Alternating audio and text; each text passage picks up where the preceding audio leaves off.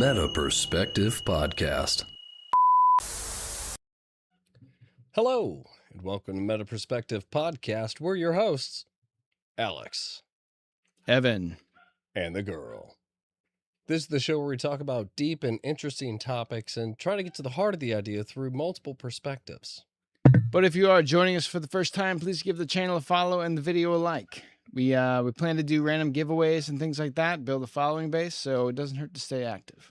Speaking of staying active, don't forget to jump in that chat because we want to hear different topic ideas that you want to discuss. But more than anything, we want you in the discussion with us because Meta Perspective Podcast isn't meta Without your perspective.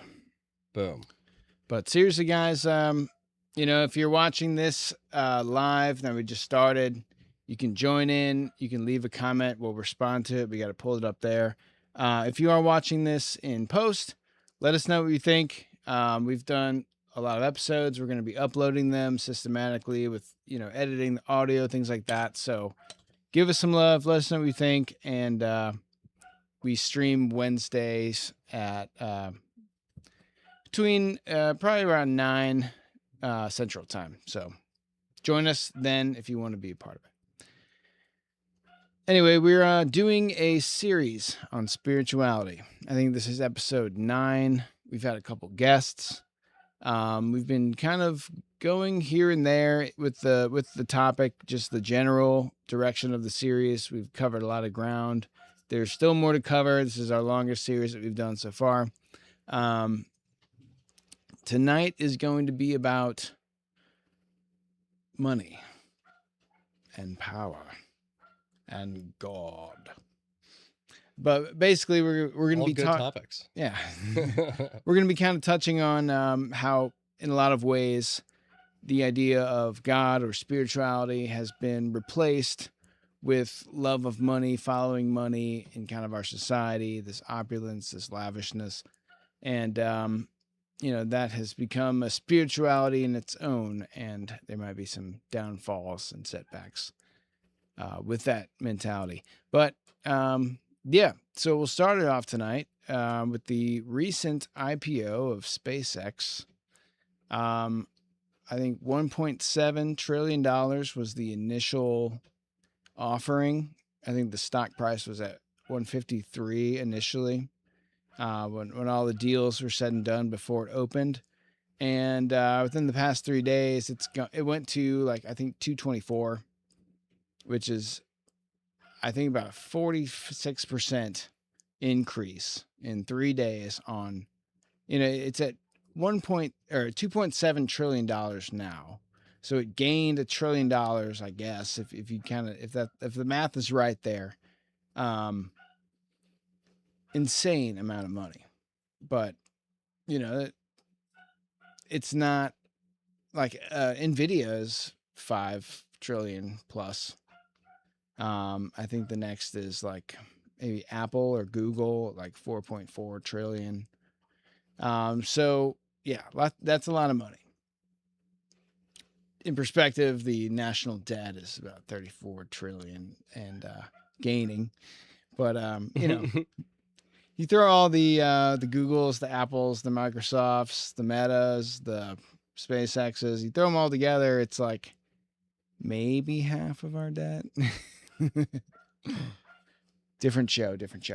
But it's honestly an insane amount of money. And actually, to put this in perspective, I just thought it was funny that, it's like he's the world's first trillionaire. It's like, well, with all this debt, somebody out there is like a trillionaire. Like somebody's like, well, when they pay me, I've been there probably for a like while, but whoever loaned us all that money, China and all the other, Europe or whoever buys American treasury bonds, they owe that with interest. So maybe a discussion for a different show.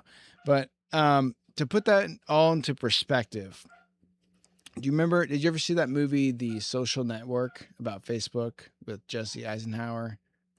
I didn't see the movie, but you know what I'm talking about? Justin Timberlake, Jesse Eisenhower, some other Asian girl that Tia Tequila or something like that. But honestly, Good. Oh, and the guy that became Spider-Man, he was in it. He was like the friend of Zuckerberg's that like sued him, and that was it was a good movie, honestly. Great movie. I think it came out. Tobey Maguire. Seabiscuit. But no, I think it came out in 2011 or something, right as Facebook was taken off.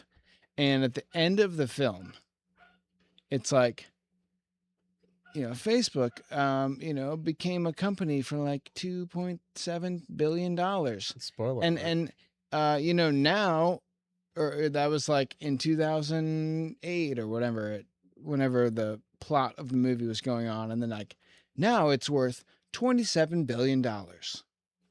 Whoa, look at that. 2 to 27. Oh, in a couple years. That's pretty crazy. What about 27 billion to 4 trillion in 10 years? Or a little over, maybe. That's, I don't know the math on that. That's like a 1,000 billion is a trillion. So 28 compared to 4,000.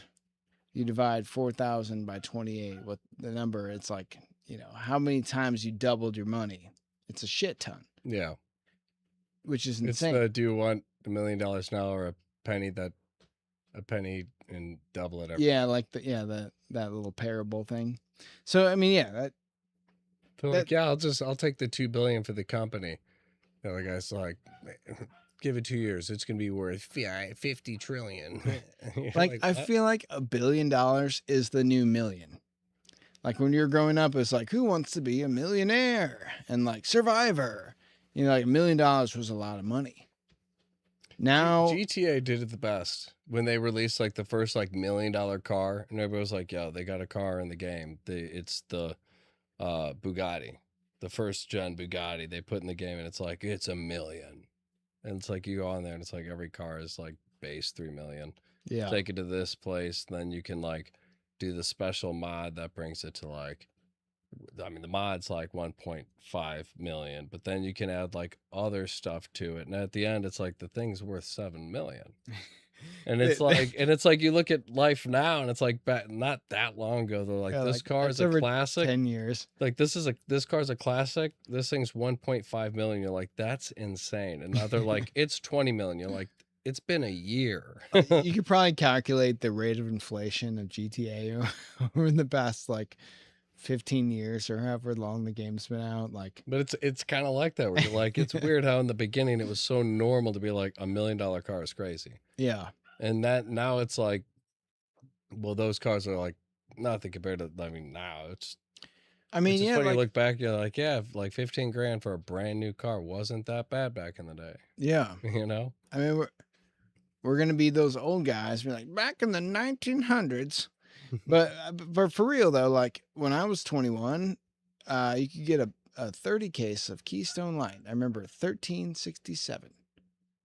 $13.67 for 30 shitty beers. Doesn't really matter if they're shitty or not. 30 beers. And now it's like, oh, you want a Imperial Stout? That'll be $16 for a 4-ounce glass. It's like, I remember going to bars and getting pitchers for $2.25. It was I think it was 2, and then it went to like $2.25. But for a good period, it was $2.25. Yeah.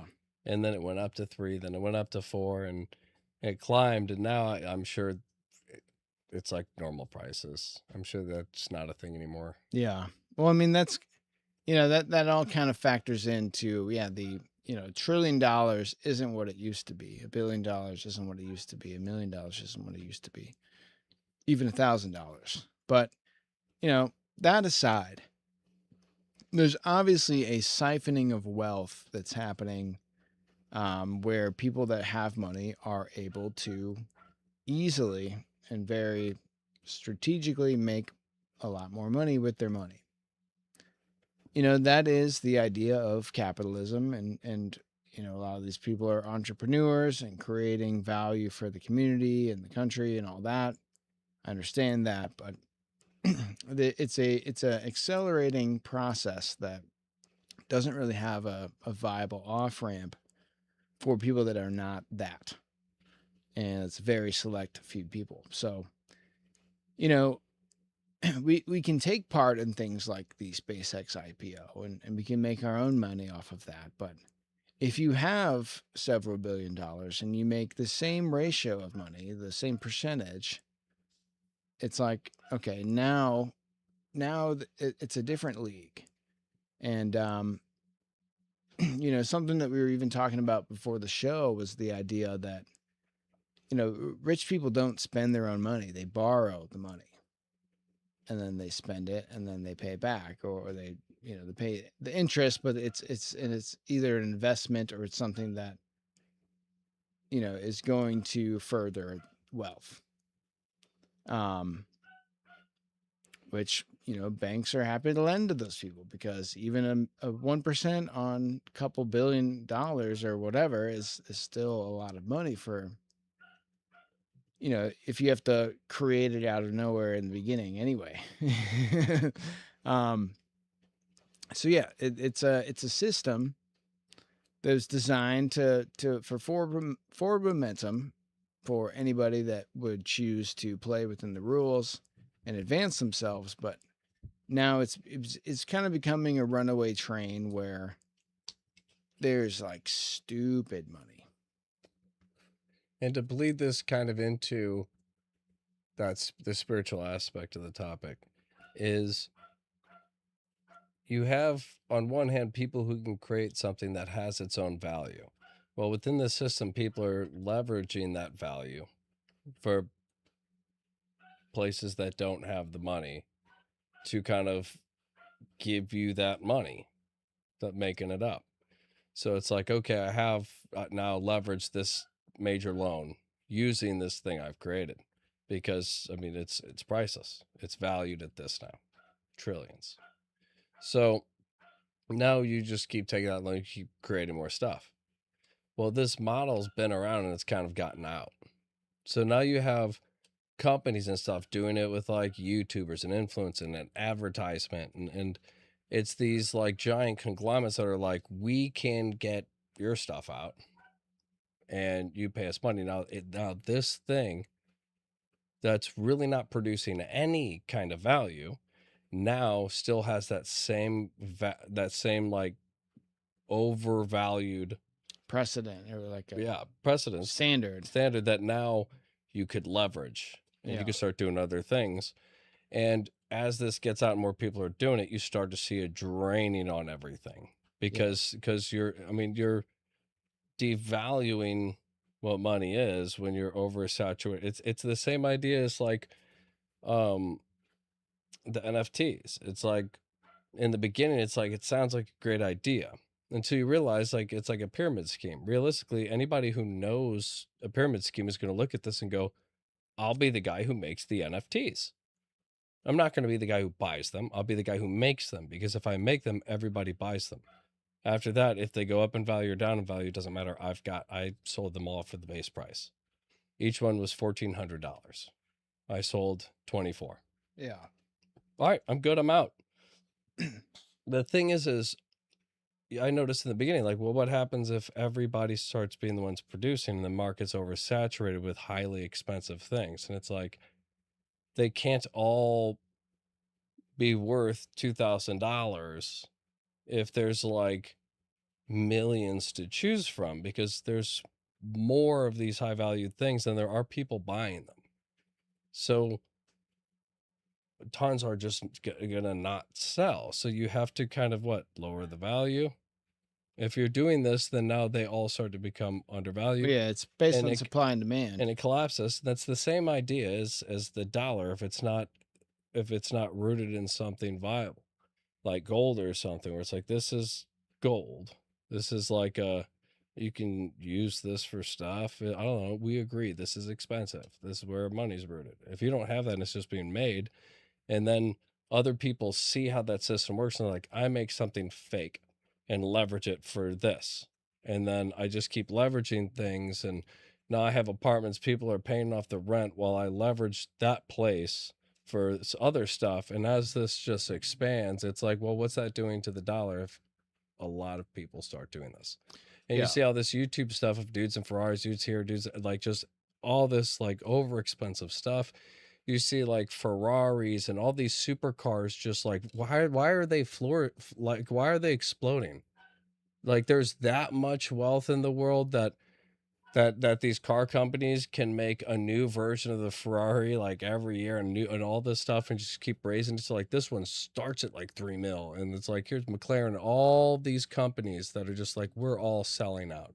And it's like it's crazy that there's that many people who are just like collecting all of these cars that are just absurd amounts that most people can't fathom Yeah. spending on a car or even a house or anything in their life. Well, yeah, It's just like there obviously is some kind of weird influx going on that we're not seeing. And you have to ask, well, what does that do over time to wealth in Well- general for everybody who just lives consistently?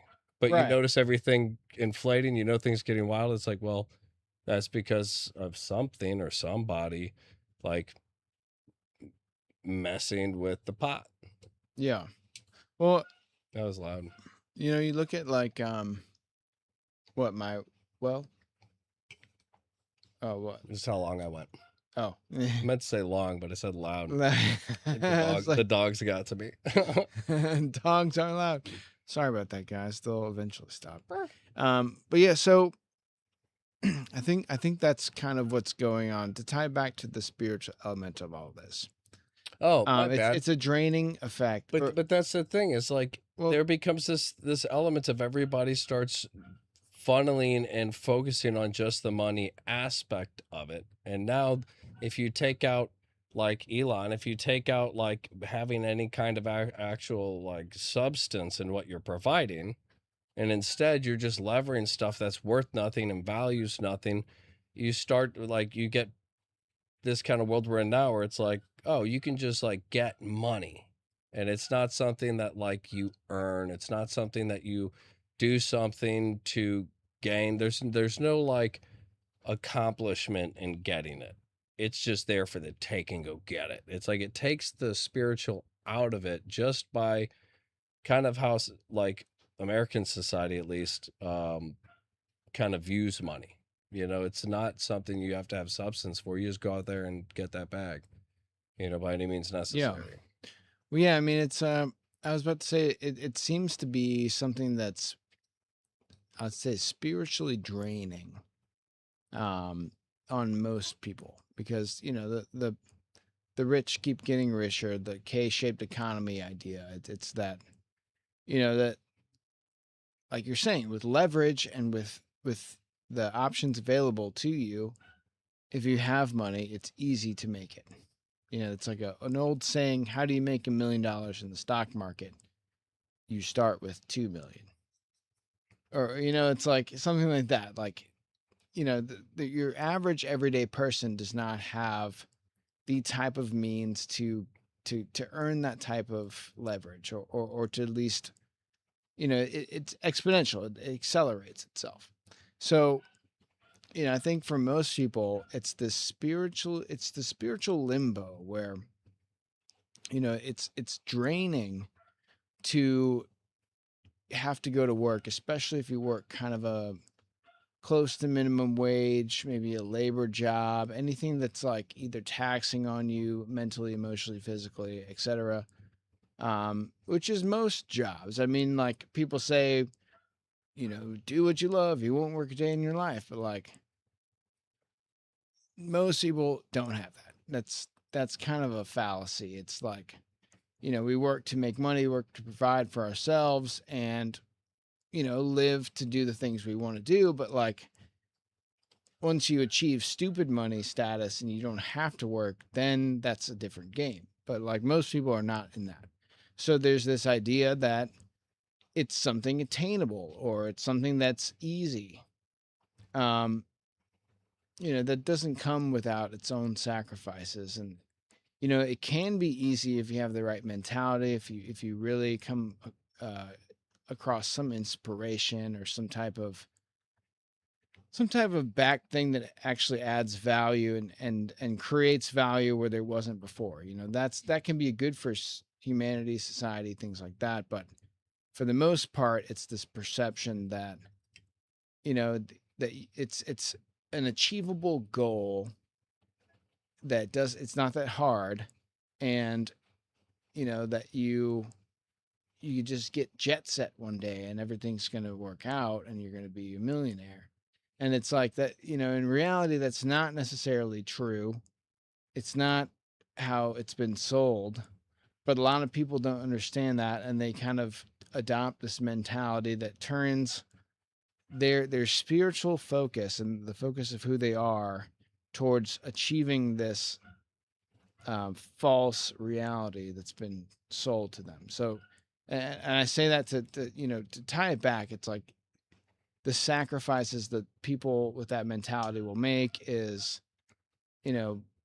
relationships, friends and family, screwing people over, focusing on the money over the quality of the life, or like you could be a not so well off person and still have very high quality of life, still be loved by everyone in your social circles, your community, things like that. It doesn't take money. People say that all the time. Like, money can't buy happiness, or the best things in life are free. It's like there's a level of truth to that involves things that don't cost anything. And it comes down to a character or value based kind of reward system. I'm getting on tangents here, but I say all this to basically say that, whether people understand it or not, the drive towards something which should be your spiritual self and understanding this world and being at peace and having gratitude for what we have has been replaced for this, like, I see that shiny thing. People are doing it easily. It must be easier than it seems. I'm going to put all my efforts into that, because without knowing that's not necessarily what I want, that is the artificial, okay, I want to be rich. I want to be famous. How many people go to Hollywood to be famous? They're like, it's oversaturated. It's not like that. It's not like it was advertised. You don't go there and get noticed. Yeah, you spend all your money on the rent. You go there and people gas who are like tenured, who are like, I've been here for over a decade. I'm telling you, it's not possible. Then they laugh into a hysteria, and you're like, oh, he just pooped himself. Like, oh my gosh, this is where you go to lose your mind. I made like, $10 million last year. It's all gone. But there is something to like prayer and like trying to create something that adds value to others' lives. And then as you get money, being grateful and like thanking God for getting that money, regrounding yourself. Because realistically, if you get off track and you start getting all this money and you're like, I'm making this money, I'm doing this, and you start to get into your head again and you're like, it's all me. Yeah. And you start to get prideful, then that comes with pressure, stress. That's when you start making compromises where it's like, hey, you could double this. It's not like technically ethical, but it's not legally unethical and stuff like that, where it's like what's a gray area? Well, once you make one gray area, you can now compromise to make more. You've already been compromised. Yeah. And that's why I think money is called the root of all evil. Because if you focus on money and make your drive for money, then you will start making sacrifices for money. Anything that you put your attention into, you make sacrifices for. Yeah. Like naturally, your mind will, you'll start to be like, well, I only made sacrifice because of this and that in this situation. Oh, so over time, focusing on this started to create justifications in your mind where you'll sit there and be like, well, my situation's different because it's justifiable. It's like, well, that's the point. Well, that's it. You over focusing on it and it starting to change you. And so to kind of bring in the biblical element to this, I looked up a couple things today just in kind of preparation for this, and just wanted to know what at least the Christian Bible kind of says about money and kind of the themes and references and all that. And it makes it somewhat clear that the idea of money is not bad. It's not like, you're not going to be a millionaire with sheep. You're going to have a million sheep. It's not a reality based, representation of wealth or something. So they're It emphasizes God, wealthy, not it- rich, but right. wealthy. You'll be prosperous. right. I mean, God and the biblical text You'll have lots of acknowledges- kids. You'll have the income to support your family enough to where they have everything they need. This kid's going to do hockey. Well, I can get him everything he needs. I can feed and nurture their passions that maybe not hockey, but their passions that go back into themselves and the community. If we Right, were the well, way we well, were, it would be a lot more normal to talk about this. But Well- now people are like, what are you talking about? Like your kid's going to be a YouTube star and that's it. He's going to play Fortnite all day. Right. I mean, things have been way distorted since then. Yeah. But it's It's harder to make these points. All I was saying is that there was money back in those days. There was transactional economic wealth, and that wasn't something that the Bible said was bad. It understands that, like I was saying, you can't be a millionaire with goats, and like oh, you want to buy this this cart, this wagon, it'll cost you like 57 goats. It's like goats are not a transactional thing, so like there needs to be some kind of money thing. Anyway, the Bible basically says that money is not bad, but the love of money is what leads to evil. And I don't know, maybe the coined term like money is the root of all evil I think it was based off of a verse and maybe coined by an author later. But like it said love of money leads to evil, basically. And that's kind of what we're talking about. Everything's over dramatized. It's not time, but- and the Bible's clear about, generosity and charity, the tithing, that's kind of a whole thing. being I don't know. grateful. I don't know if really like that's probably in there, like you give your wealth towards the service of God. That's probably If you're in a state of being loose, grateful it's- for everything that you have and you believe it was kind of given to you because if I follow this, then God says I'll be wealthy. And then things happen for you and you're like, oh, like the law of attraction. I'm getting the money, but I'm also getting this. I'm getting the health. All of these things in my life are improving, Right. including the people around me. This is wealth. This is prosperous. He's like making my whole garden grow at once. right. And then when you see other people, it's like, I want to help you. I want to be giving because of how grateful I am of everything I have. I want to be giving. And it's this chain reaction where if you're operating from that higher place of like everything's to God, then now you're giving. But if you're operating with a love of money where you're focused on money, then it's like, I can't just give you money. You have to earn it. And That's that kind the, of that worldview that changes. yes. You know? And another I part of wouldn't that have too. what I have if I just gave it away. What can you do for me? Can Right. you wash my car? Oh, It's like the guy's like one armed and homeless. Like he's a war vet. Like, dude, just give him a couple bucks, Yeah. even if it's for beer, man. And, He's a hero. that's kind of like Fucking make him wash your car, dude. well, and that's the thing too. It's like even the charity system has been hijacked to where, like if a wealthy person that achieve their wealth through, or that's another thing the Bible says. The Bible doesn't necessarily talk shit on money. It says if you achieve money through dishonest means, that it goes back to the evil route, and even if somebody wealthy that achieved their money in a virtuous way wanted to donate, it's like we've hijacked the American charity system, and it's like 10% goes to the cause, and maybe it's like little branded water bottles or something. It's like it's all along the way. There's the middleman, and everyone has to get paid, and there's a tax incentive, and it's all this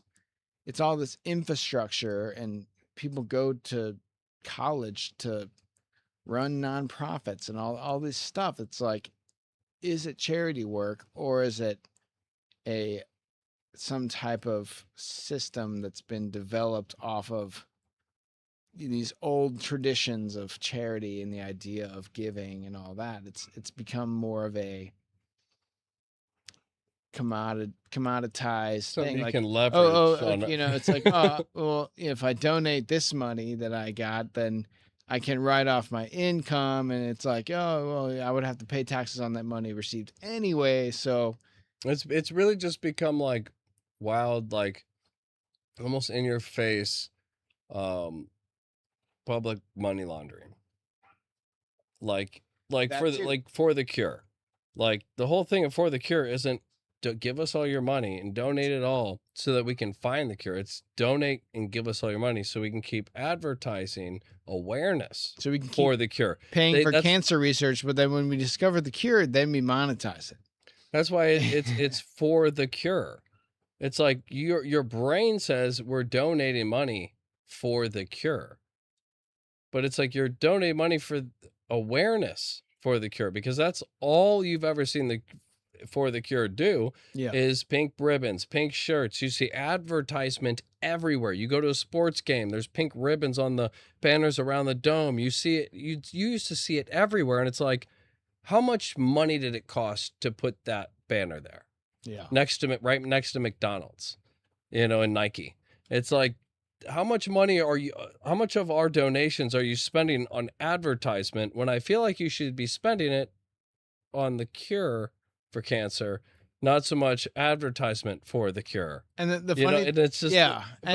but how much is that company worth? How much money has gone through? What do you know about that company as far as what it's really done? Yeah. And why, with billions donated to it, why have they made no footprint at all Well, that has ever stood out in the media as like, guys, guess what For the Cure has done? and you know what's going to happen, right? It's like, okay, how many billions of dollars have been donated towards curing cancer since in the last, let's say 20 years, since 2000.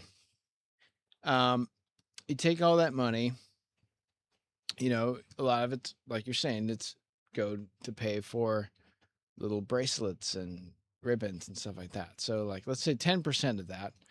And all made by cancer-causing plastics. Yeah. So those billions of dollars, they do research grants. But that's So- not so wrist. Let's say that I'm sorry. let's say that a lab that does bio research received a grant from a cancer research funded charity and gave them, $250 million. $2 million to work on this one type of cancer, and they made a breakthrough and they cured it in 9 out of 10 test subjects. Now the cancer funded, the charity funded trials for this cancer research, in the clause of when they set up the organization, the nonprofit, there some rights were allocated to certain parties. So now that they have a cancer cure, these allocated parties now own that patent. now monetize the shit out of that fucking cancer cure. So where all of this charity, it doesn't cure cancer for free. Now you got to pay $100,000 to cure your cancer. Now all that cancer charity and all those donations, they really did jack shit for the normal person. Cancer's still a thing. Now you just got to pay a fucking shit ton for it. And now you're in debt until you die, which means we get your estate, we get your house, we get everything that you own after you die. It doesn't pass to, create generational wealth. The middle class dissolves. It's a fucked up system, man. We found a way to put you in debt curing your cancer in a way that also might cause cancer. So we got rid of your breast cancer, but now you have it in your lymph nodes. Your life is 10 years And you're- less. Yeah, and because of the chemo treatment. we're going to make sure we get that stuff. I mean, it really does seem like just one big chess game where it's like, Yeah. how can we do this in a way that is the most profitable? You had cancer in your intestines, so we rotted your liver, your kidneys, your lungs, your heart, your brain. You got about 10 years to live, but if you had cancer, you would die in like 2. If you didn't have it, you'd probably live another 30, 40 years. But, you know, we put What about that one plant in that country in Africa that cured it in like a week? Oh, well, Steve Jobs crazy. tried that. And it's crazy. Now you're dying today. he didn't make it. Shouldn't have said that. Bang. He died from COVID. But I mean, yeah, all this to say that, you know, obviously that there's no way to get out of the rat race of working for a living. I mean, that's not even something that's unspiritual. You know, you will toil, the man will toil about the sweat of his brow. This is something that has been defined for us. It's clear that we're not designed to just sit in a VR headset and have simulated life and not work and eat from a feeding tube or something. You know, it's not that we're supposed to sacrifice everything about ourselves in this pursuit of, you know, money and hoes or something. You know, it's like Both. there's so many distortions of what is a healthy understanding of how you live this life that it's part of the spiritual battle, I think. It's hard for a normal person to get any type of spiritual insight when that's all that they are taught and strive to do.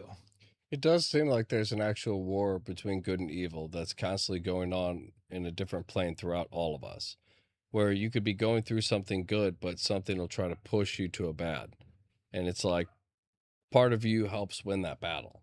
Right. You know, and when it comes to money and you're reaching heights above most people, it's easy to justify and be like, well, I'm in a different bracket. Things are different now. It's kind of like you said, you know, it's like back in the day with goats and stuff.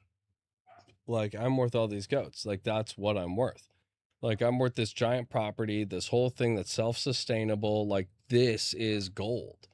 Because one, I provide It for the equals whole survival. village. Yeah, it's But a it's like they resource. all owe me. Like, these people look out for me because I provide for them. So they'll do anything for me. Plus, like, I'm because of what I get from them, I'm able to buy and purchase food and anything I need. Yeah.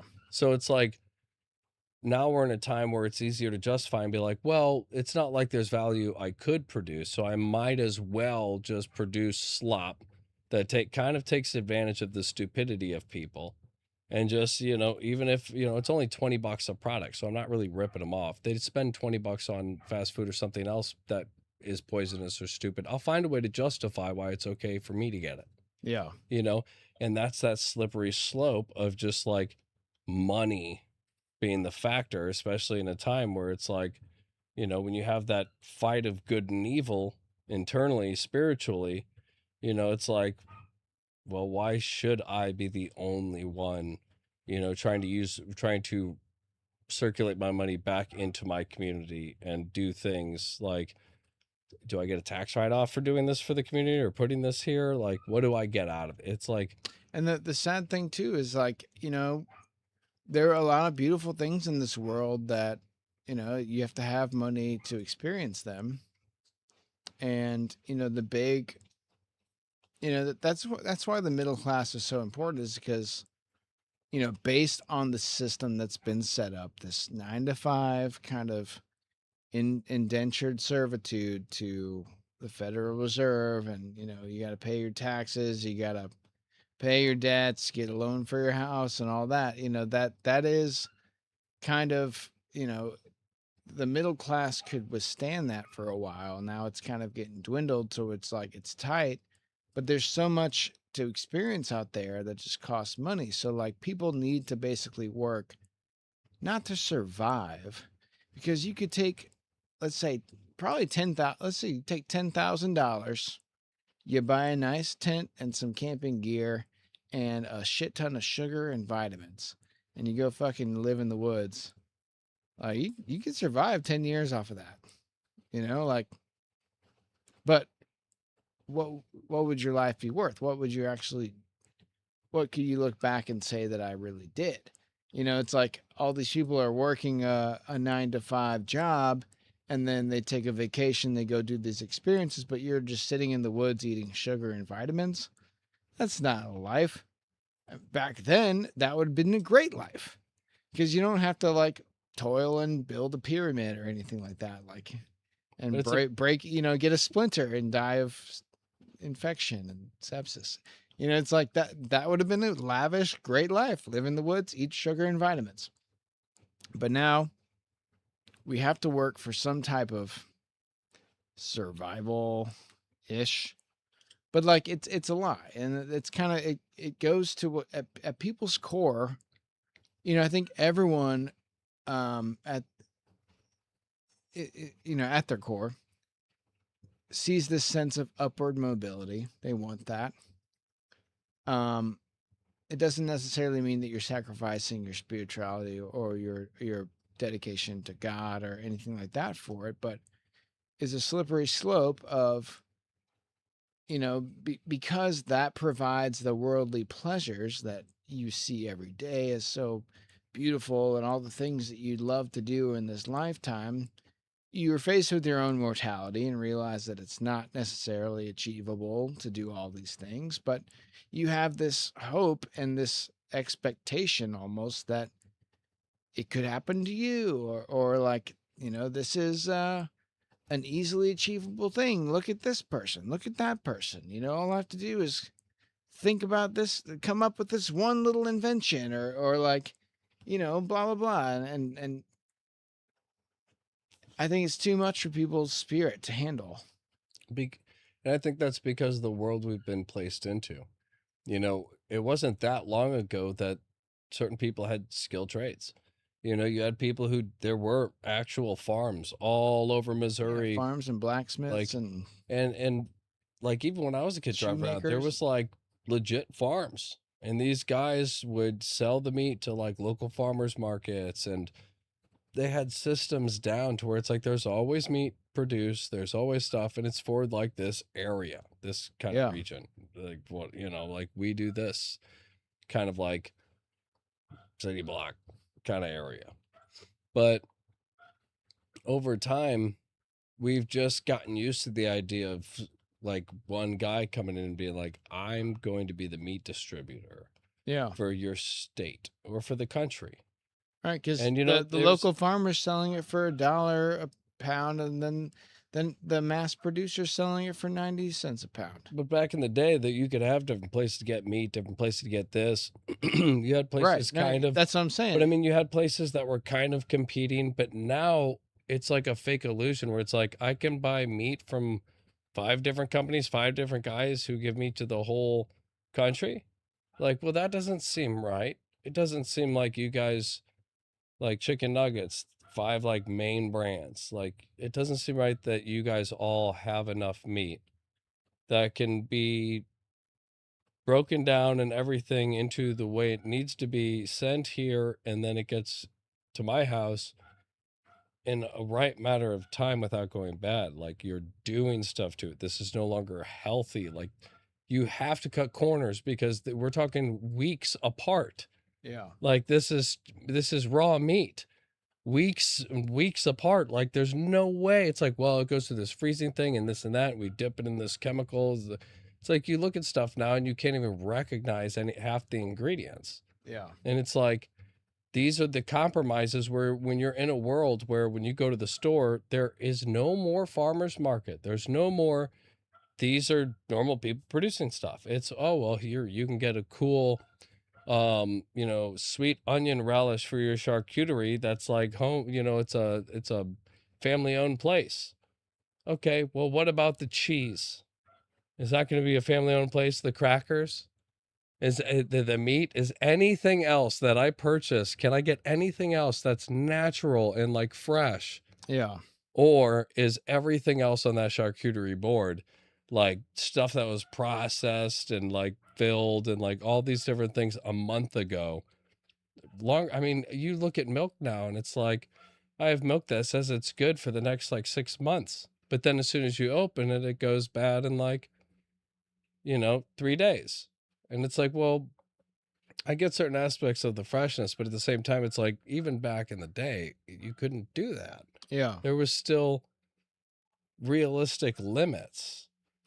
Well, yeah. I mean, I think I'm just saying, there's so many corners cut now that I think it makes it hard for the younger generation to say, like, I could produce something of value. It is like, what's something cheap and stupid I could create that might either help cut a corner somewhere else so that companies buy it and I become rich, or some little doodad that people think's neat and fidgety and I just become a millionaire that way. Yeah. There's no like I can add value because everybody's buying slop that's mass produced, and there's no room for somebody like me because of the over regulation. I can't in my area start Right. farming chickens. There's no I can't there's no do it. innovation or yeah. There's restrictions, there's county ordinances, there's so many legalities that like just stop you from being able to do it. And even if you are able to do it, then there's so many restrictions on like how you can do it. And it's like, then you have to pass a test. If one thing is not in the right place, that how long's this hay been here? I can tell it's, it's been sitting here for 3 weeks. You have to get it out every 2 weeks. That's $1,000 fine for all these hay bales. I mean, it's just like one thing after another. And you're just like, Yeah. it's an uphill battle just to do things in a natural way. Well, They make it so unnatural that you don't want to do it. right. Even if you look at like I reference the show Silicon Valley. It's like a comedy. Have you seen it or I some know of of it. That show does a really good job of kind of walking you through what it takes to actually get a revolutionary idea to a very well money making idea or company.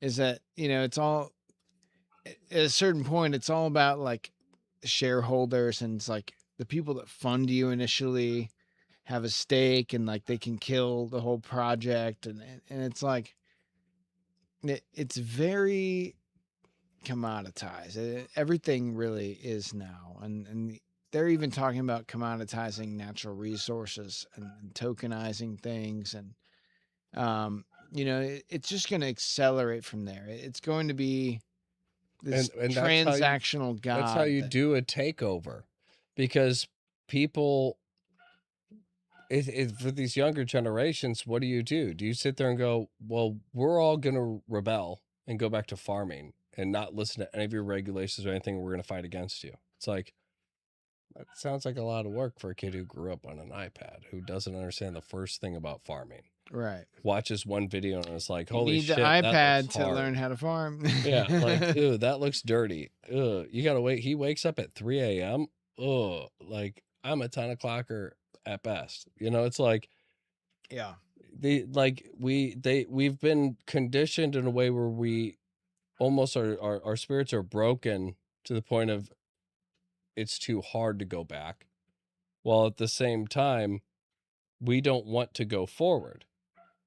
And that's how you do a takeover. It's like, well, which way do you want to go? We're not forcing you. You get to choose. Do you guys want to keep funding this direction to a one world electronic currency and one world government and everything's regulated? Yeah. Or do you want to go back to how things were? You have to fight to go that way because we of can't. everybody who's this way. So you either break the system and piss a bunch of people off, and then all of you have to work hard to rebuild. Yeah. Or you keep going. And it's like cattle, you're just like, well, I don't know if I go back, like, I don't know how to get away. Right. Like, I guess I'll just keep going, trusting the process, and hope that loud sound isn't a saw blade. Well, we've become like It's a saw blade. The mass cattle farms and stuff. We're ecological overshoot, which means that if it's like probably 9 billion people now. I don't even know the official number, but if you divided out all the farming land amongst all those people and everyone farmed their own land, you couldn't do it. There'd be too many people. It wouldn't be enough for each person to survive. And we're artificially beyond our, and it's not overpopulation. But that's why I say, like, if there's money is the root of all evil thing, it is like the direction we're going. It's like the world's too overpopulated. This is a problem. This is a problem. Everything that's a problem within American society is all because we rely on these money conglomerates that are like, we're going to just mass produce to make the most. So we don't just make chicken, we do it for everybody. Right. You know, when you get these conglomerates and everybody puts their faith into them, now it's like, well, the resources, that this, that that. Right. It's like, well, that wasn't an issue when we were doing it ourselves for our communities. And we And- were just getting resources from our communities Right. that And- replenished. But when you're doing for the whole world, you're just killing areas and you're like, well, we can't keep this up.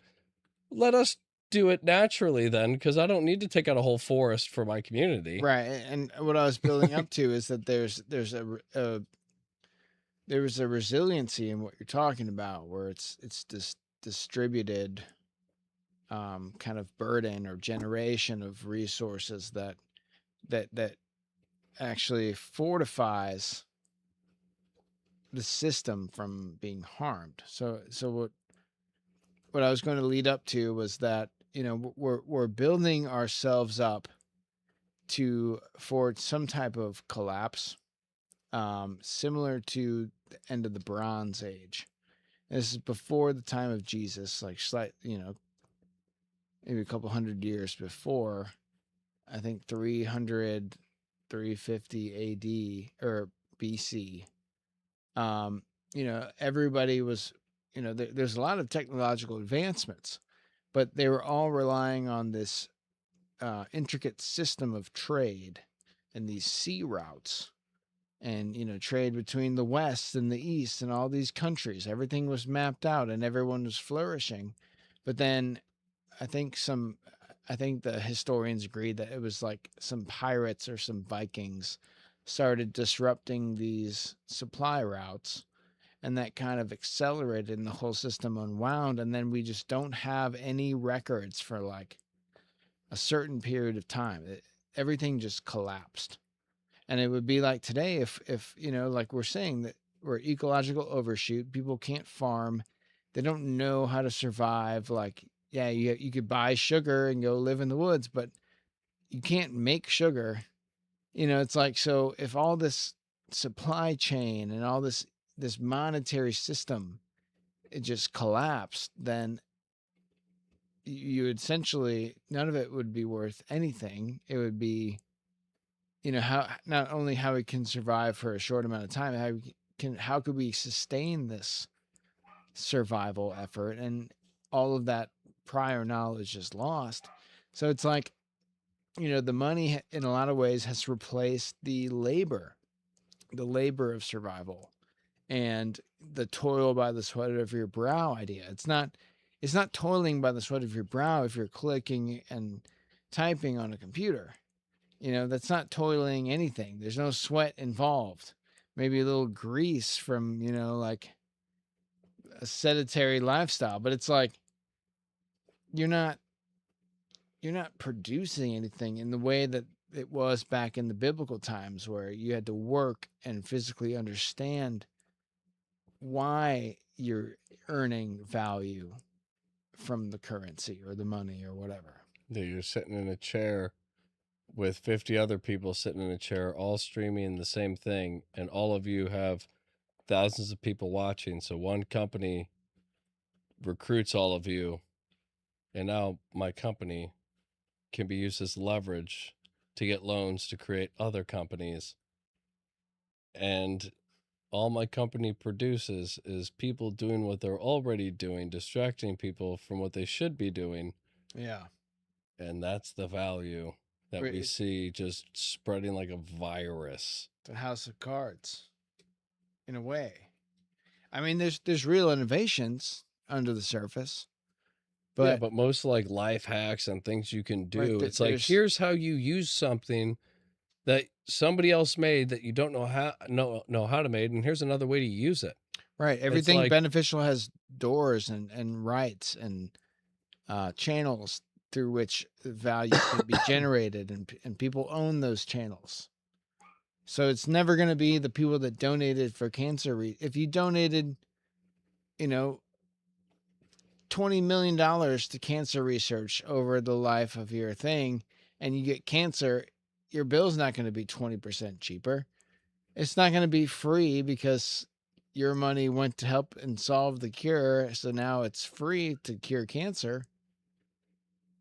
No, it doesn't help anybody. It just helps the people that monetize it. And only in a way that could possibly recreate it too, in a different way Yeah. that absolves you because you knew the risks. So it's like, yeah, we got rid of it and it took a really big toll on you, but now you have it again in a different spot. This time it's worse. Yeah. And you're like, so do we do this whole thing again? Can my body handle going through all of this again? Is that the cure? We just keep doing this? It's like there's a better way. There I mean- has to be a better way. Like all this is leading to some kind of collapse or restructuring. Where you have rocket ships going out into space and then landing themselves back perfectly. We have to know how to cure cancer by now. Like I'm just saying there has to be a cure. Yeah. Well, yeah, I mean, We send rockets into space and they come back. I'm just like they come and they land back.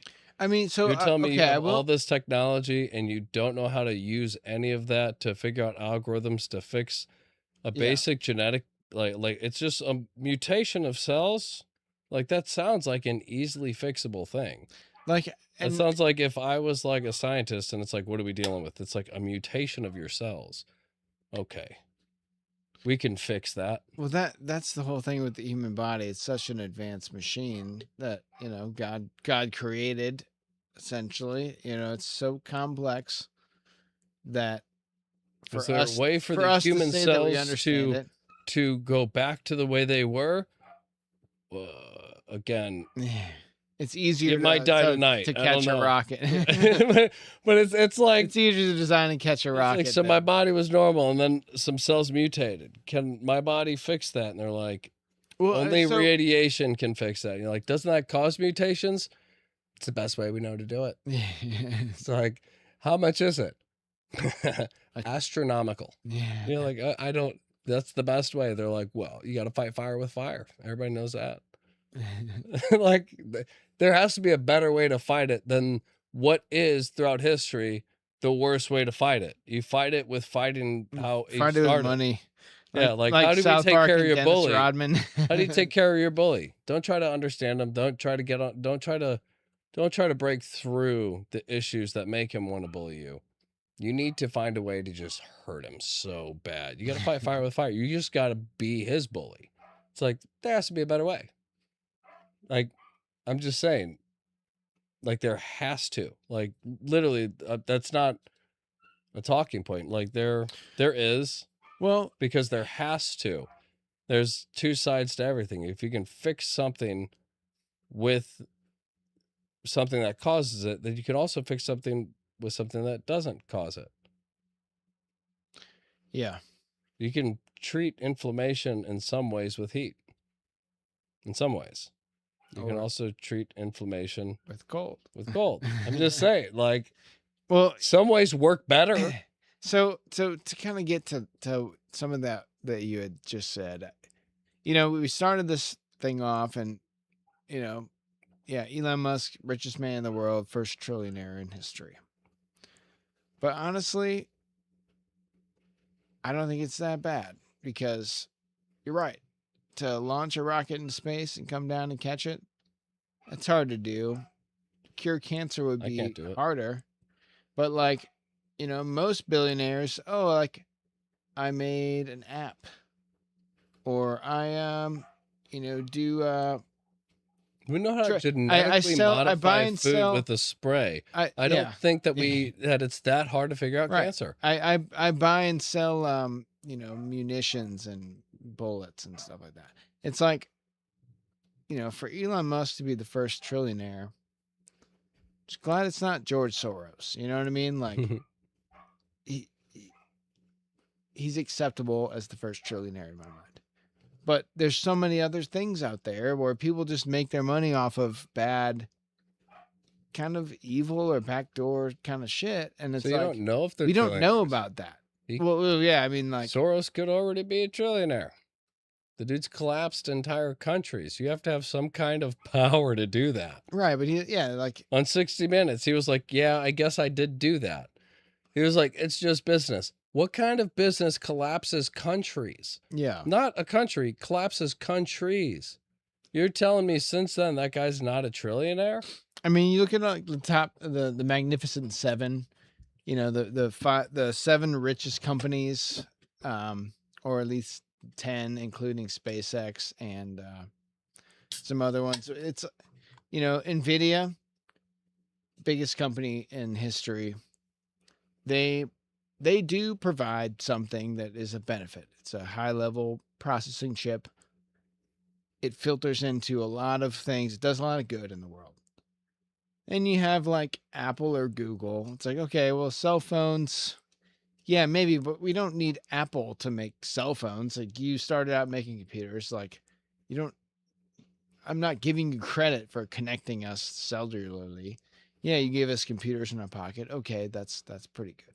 But then it's like, like what, Meta or like, all of technology and all advancements are all focused on what's already come out, and it's going into itself. It's not really helping humanity. So we created phones, and now phones are going into themselves. We're going back through the technological advances back into ourselves. I think it's on purpose to push the whole like Neuralink kind of stuff, where it's like if everything in society is just done for us, and we get to a point where it's like everything is just kind of rented, like like the WF once, it's like to a point where it's like, okay, we don't really have to work. We can just stay home now.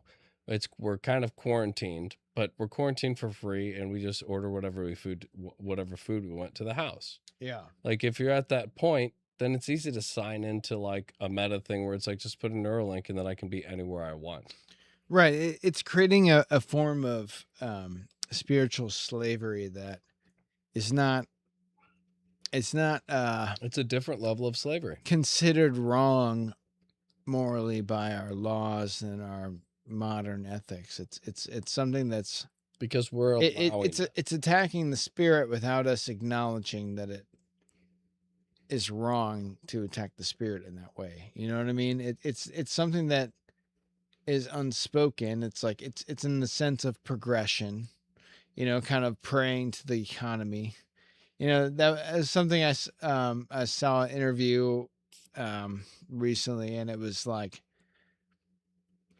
now the economy is our God. Like this idea of ritual and, the rain, like the sun god must shine upon us today. Like, let's sacrifice our something for the sun god. It's like, oh, the economy is angry. Like, please, economy, come back to us. It's like this kind of spiritual attachment to the way things are, or like the system and that we've built. And it's very representative of like the pagan religions of, this polytheism and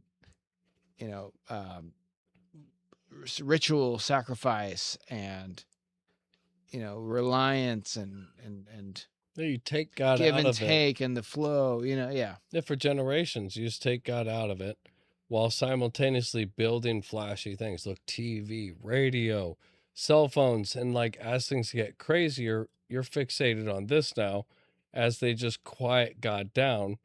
And then all of a sudden you see yourself just alone without God going, oh, so I have to get a chip in me or something. Everything is like online VR. I work off this computer network thing where I'm basically mining. Like I myself am mining with this Neuralink. And it's like, that's my payment to society.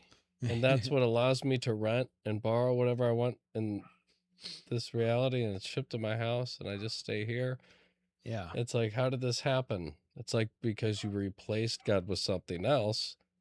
And then you had, without God, you're going to sit there and just have your faith in it. Right. Which means you're not vacuum is filled. Yeah. If you have God, you halfway through, you can go, I'm scared. This doesn't seem right. But without God, you're just like, my faith is in this. I trust him. And that, like you said, faith in the economy. Your religion is in the economy. You're just like, I'm You know, or your religion's in just government, or your religion's in whatever it is, even Hollywood. It's like you're substituting God with something else as kind of like, this will take me where I feel I need to go. Yeah.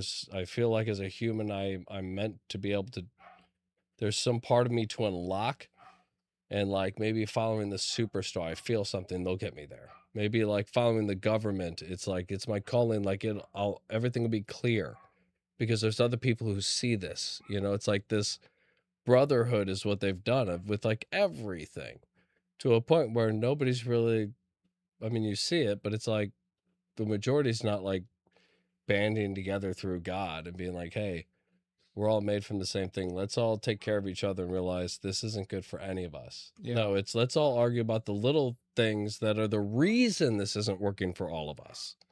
Or You let's know? all throw our time and our effort into this thing, and the second it collapses, we all get out, and some people are left holding the bag, or like, this is all designed to fail.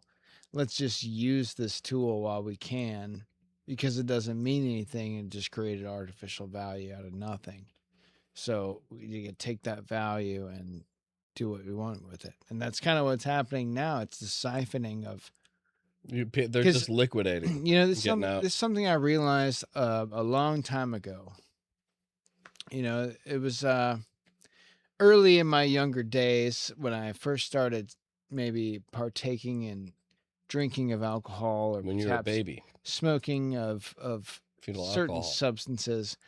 I came to this realization that, money it's all obviously it's all based on natural resources and exchange of value, but somebody's got to mine the mountain. And just this can kind of be, I know we're getting on an hour here. This can kind of be my final thoughts here, but there's always somebody who mines the mountain, and it always comes back to that source. So, whatever you buy, and this is actually a good practice for anyone out there who's listening and vibing with what we're saying. Do a practice with me real quick. Close your eyes, take a deep breath, and then open them. Look around your room and look at the materials. Look at your wall. Look at your roof. Look at the things in front of you. Look at the chair you're sitting on. All of these things all originated somewhere, were produced in a factory, were shipped, assembled, sold, marketed. Think about all that went into producing your wall, or your siding, or the lumber, or even like the couch is a good example, because the stuffing came somewhere, either real bio products or synthetically created. Cowhide probably from Illinois. Yeah, either a lot of like cows in Illinois. This right. Well, this is fine cow fur, so cow. Not this couch, but your own couch out there. Like, is it synthetic fibers? Like, who created the idea of the synthetic fiber? Who wove that? And this level of polymer and this, this nylon stuff that we invented, and we wove it together. And then now there's this factory that makes these things. And somebody was like, "Oh, I want to make a couch with that. So like, let's make a design and let's put these stitches here." It's like, oh, well, these stitches are actually not real. They're just designed to look like stitches, like it's high end. And it's like all this corner cutting, and then you have this shipment, and then it arrives at a distribution facility, and then somebody's got to carry it to your front door, and all this stuff. And just look around your room and think about all that, but gain a sense of gratitude. Understand that if it was all gone, we'd be sitting in a field or the woods. Life would be better. Or savannah. Everything would be back to normal.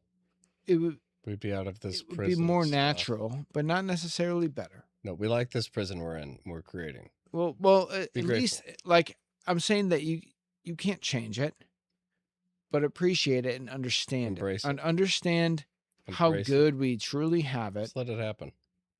And what it took to get to this point.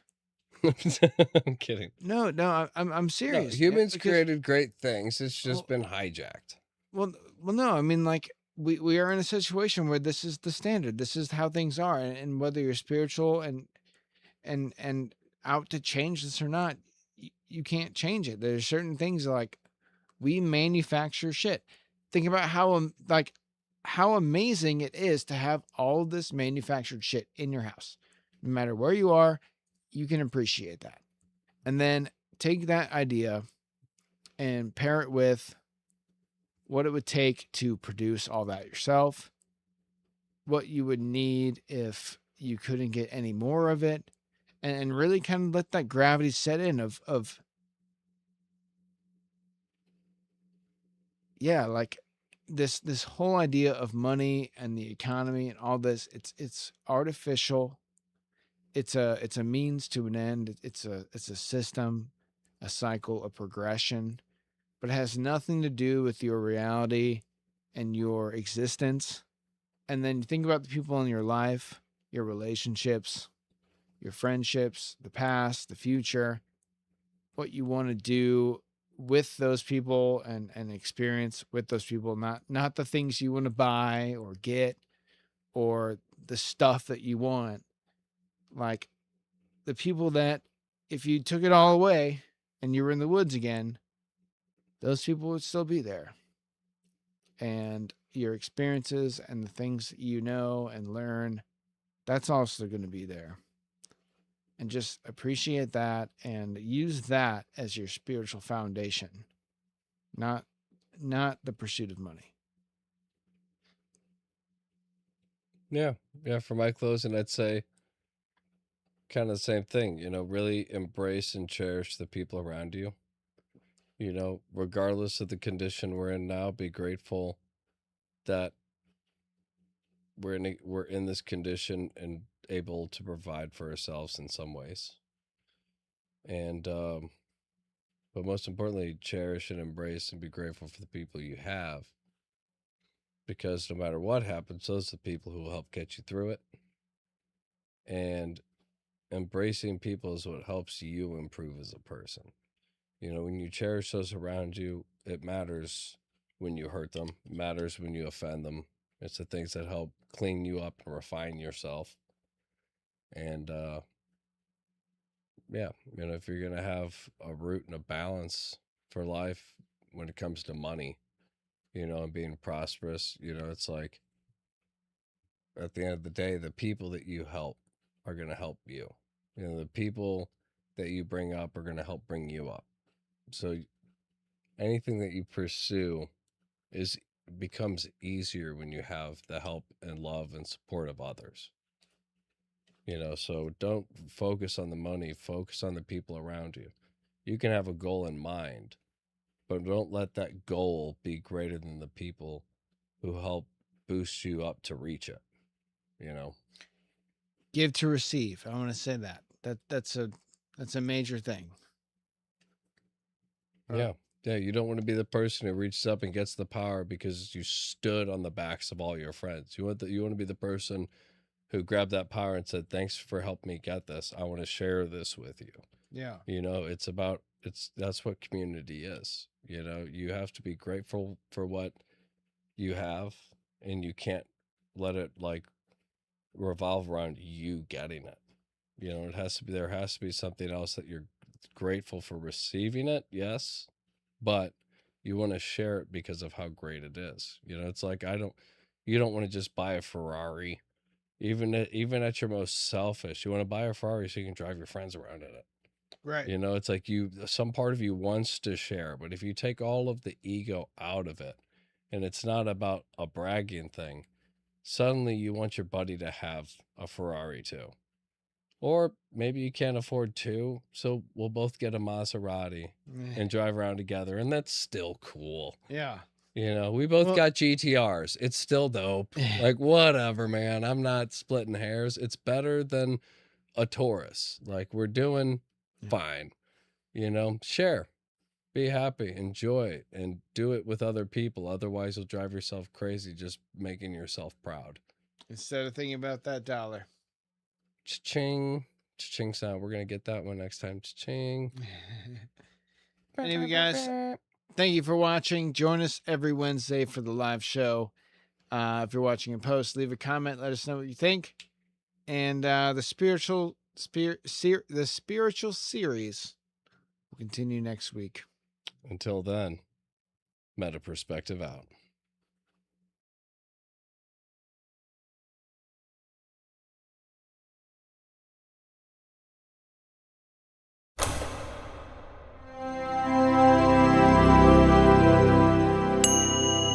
Meta Perspective Podcast.